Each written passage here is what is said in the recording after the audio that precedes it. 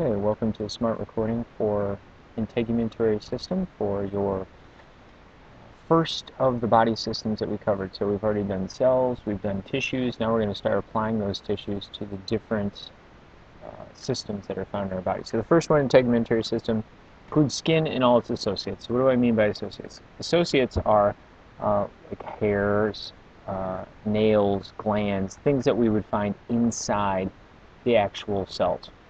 So as we continue through this whole PowerPoint, I'll talk about where these things are, the different layers that we have to discuss, and get you to the point where you need to be for your test. So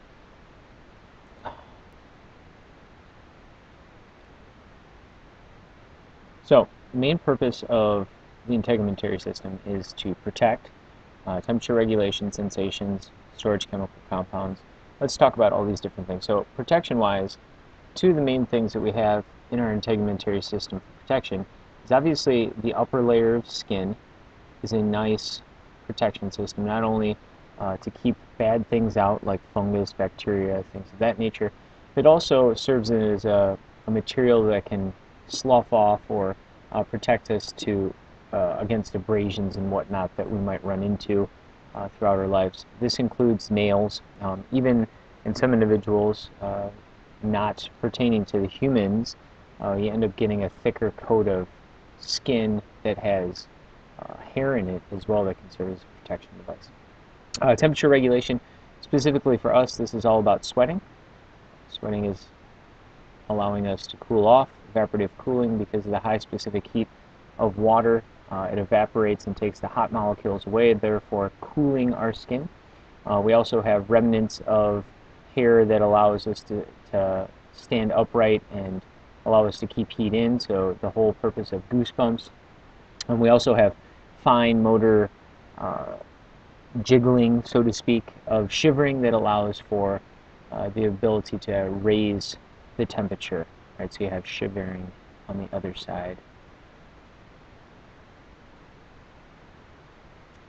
Sensations, we have lots of nervous system interactions within here, soft touch, hard touch, but that's all guided by the nervous system, and we found that mostly in the dermal layer, and we'll look at that as we continue through. Storage of chemical compounds, specifically melanin and vitamin D, right, which are vital for our body's functioning. Excretion of waste, we can get rid of all kinds of junk in the oil and the sweat excreted out of our skin. Synthesis of compounds, once again vitamin D. Our skin is allowing us to make vitamin D in the presence of sunlight. So you do need some UV exposure to allow this to happen. And determining your characteristics, like how you look, your phenotype, right? So a lot of your DNA turning into protein, the majority of your skin protein is your phenotype. So we go from a genotype to a phenotype, and that protein is what gives you your looks. All right, so the epidermis is the first layer that we're going to discuss here. So epidermis has multiple layers, and in this one we're showing all 5 layers of the skin. Normally you won't see all 5 layers. This is only for thick skin. And so there's a slight difference between thick and thin. In thick skin we end up having the stratum lucidum, and it's not really illustrating it perfect in this diagram, but generally in thick skin stratum corneum is much larger than in thin skin. So stratum corneum is all that dead cells. We have lots of keratin in here. It's a protective protein, right? Not to be confused with carotene, right, which is a oranging color because of things that you might consume, and we'll talk a little bit about the different colorings in our body. Stratum lucidum is a thin layer found in thick skin, lucidum meaning clear. Granulosum is where we see a lot of the pigments, so melanin starts collecting in this layer. Remember, melanocytes are the ones that are producing melanin. Spinosum is just some spine-type little cells. They kind of look star-shaped. And then the germivatium is where all our mitosis is occurring. So mitosis here. So all the new cells get made down here at the bottom, and they all push upward. And then by the time they get up to the stratum corneum, they're all dead. So as they move away from this dermal layer, which we'll talk about the integration of the dermal layer, they start losing nutrients or can't get enough nutrients. So by the time they start getting up here, they start dying, and then they're sloughed off. right? Every month you slough off about all of the surface area of the skin. So every month you get a shiny new coat of skin, so to speak. Here you're seeing the dermal layer. Right, so there's three main layers to your skin: the epidermis, the dermis, and the hypodermis, or subcutaneous. And what you're seeing is this extra folding is what's called the dermal papillae. So the dermis will have lots of vascularization, lots of blood vessels down in this area. Whereas up here in the epidermis, we consider this avascular, meaning that there is no blood vessels up in the epidermis layer. Right, so that's the epidermis. Dermis, like we were saying, is the layer right underneath the epidermis. So this is kind of showing you the difference in size of the stratum corneum between thick skin and thin skin. And thick skin, remember, you see on the palms of your hand and the soles of your feet, where we have extra protection for the body.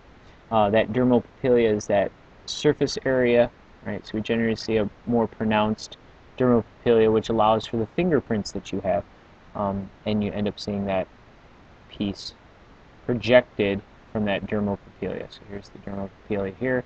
Right, there's that stratum lucidum, that kind of outline, only seen in the thick skin. Okay. Here's a nice diagram showing all the different pieces of the skin, the integumentary system, including the hair, glands. We'll talk about the different glands. The glands can be sweat-producing glands like this, sudoriferous. They can be sebaceous glands producing oils into the shaft, or they can produce wax, ceramiferous, in the ear canal. Here you see nervous system integration of Meissner corpuscles and Pacini corpuscles, Meissner's being up higher, Pacini corpuscles down lower, and those are just ones that are perceiving sensations right to your skin. We also have muscle integration here.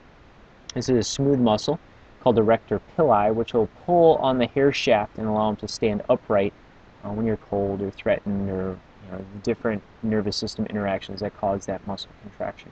And then down in the subcutaneous, we see a lot of the vascularization coming in and starting to feed through into the dermis layer, but also this adipose tissue is present in that subcutaneous or hypodermal layer. All right, hair. Let's talk about hair. One of the first pieces of your integumentary system. This is made by the epithelial cells. You can see them right here. Here's epithelium. Here's your stratum corneum. Right, so you can see the epithelial cells push down into the dermal layer, and they make this hair. And the hair all is made down at the base, or the hair bulb, right? And the shaft is what's sticking above, and the root piece is what's inside the skin. We end up having three major layers of a skin. So here's a crosscut of the skin, transverse plane. And we see inside is the medulla, and as you move outward, you end up seeing the cortex, and then the very, very outer part being the cuticle piece. Right? So we end up having a connective tissue sheath that wraps around it. Connective tissue sheath is connected to muscle cells that allow for it to stand upright. But the main living part of the hair, as you can see, there's blood vessels down here, is at the base. So as the cell grows, it grows from this bulb area and it grows outward. As it grows, it starts dying. So everything that's above the skin is all dead hair. So if you're talking about a CSI crime scene, they're trying to get a DNA sample, the whole hair would have to fall out from all the way down here at the base in the bulb area. There's three main types of hair that we need to know: terminal hair, vellus hair, and lanugo. So to distinguish between them, lanugo is your baby hair, right? So this is a real fine hair. Vellus hair starts taking over, and that's the hair like what we would maybe call peach fuzz that's found throughout your body. And then terminal hair gets that darker appearance. Right? So terminal hair is more of the later onset. So this is more baby, right? This is more the peach fuzz, so to speak. And then we move into terminal, which is more of the mature hair, darker, thicker. I consider beard hair of a male as terminal hair. Okay. All right, talking about hair generation, there's three main stages: anagen, catagen, telogen. Anagen is when we're actually growing the hair, so that you can see the bulb of the root bulb here is highly vascularized. We're getting lots of cellular division, mitosis, producing new hair cells with keratin in it. Catagen is the transitional phase, and you can see time period here. A hair follicle might be living from 3 to 6 years, and then we get a 1 to 2 week period where it starts kind of breaking down and transitioning into the fallout phase, which is the telogen, where the hair would maybe fall out and the follicle is empty at that time period, and then we would return right back to anagen again. So this is a continual basis. We always see the hairs continually falling through. The myth that shaving an area causes the hairs to come back thicker and fuller is completely and totally false. All hair follows this same pattern. Just what happens is eventually in some people, due to genetics, the follicles might not work anymore, right? So they're looking at stem cell therapies now that would replace cells that maybe are so-called worn out and they're not producing any more hair to allow for things like male pattern baldness to be fixed. All right, glands. 3 main glands that we have to know: sebaceous, sudoriferous, and ceraminiferous. All made pretty much the same way in that we have an epithelial derivative. They push downward into the dermal layer to form these glands. Sebaceous is all making the oil. This is usually connected to hair follicles. So you can see that kind of in the picture here.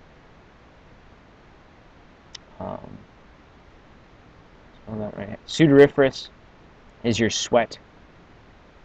And these are not necessarily connected to hair follicles. So this is a lot of water, a lot of salts. Whereas here this is more waxy, or I should say not waxy, but non-polary. Ceraminiferous are found in the ear canal. It's a much thicker oil-based product, which we call wax. And then another one that's mentioned are scent glands, right? Found in maybe armpits and areas like that, groin areas. The question is, in some mammals, it produces a pheromone effect. The jury is still out. Science is still investigating whether or not humans are producing at these areas. They definitely produce plenty of sweat in those areas, but the jury is out whether or not they're producing pheromones that are being picked up by the other sex. So just keep that in mind. Nails, one of the last pieces here. Talking about nail growth. Once again, epidermal, you can see right here, epidermal, purple color, pushing down into the dermal layer, making the hair. So the same way, or the nail, same way that hair is made. So it starts off all new cells down here and it pushes outward. So all the old stuff is out here, very keratinized, very hard, and we end up seeing, like you can see, the lanula, which is that crescent moon at the base of your nail, and then you got that free edge, and everything is pushing out. Hyponychium is the underneath. We end up having the nail bend. All this stuff is dead though, right? And here you can see, here's bone. A phalange is, or phalanx is a bone that is found in your finger, and we'll talk more about that later. The key is that you understand how this nail is produced. And the last piece is talking about burns, warts, and cancer. So burns, we have 3 levels: first degree, second degree, and third degree. If it's a first degree burn, you're just burning the epidermis. If you're burning the second degree, you're doing epidermis and dermis. And if it's a horrible third degree, then you get both of those, and you get the hypodermis as well. So that's really bad. Warts are just a viral infection of the human papillomavirus in the skin. So there's multiple ways that we can get rid of that. Just know that that's an infection. And then cancer is an unequal dividing of cells. Right? So that's mitosis gone wild. And there's a couple different types of cancers that occur in the skin, from melanomas to basal carcinomas, squamous cell carcinomas. But the big thing is that you understand what cancer is, because cancer is going to keep coming back in our units to come. It's a mitosis error, so cells continually divide.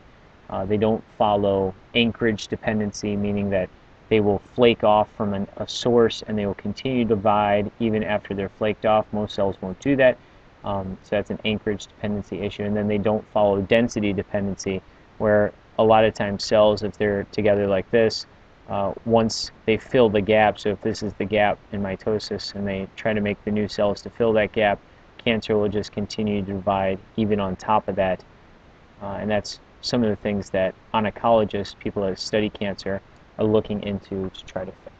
So, that being said, that's your entire recording for the integumentary system. I hope this helps. Let me know if you have any questions.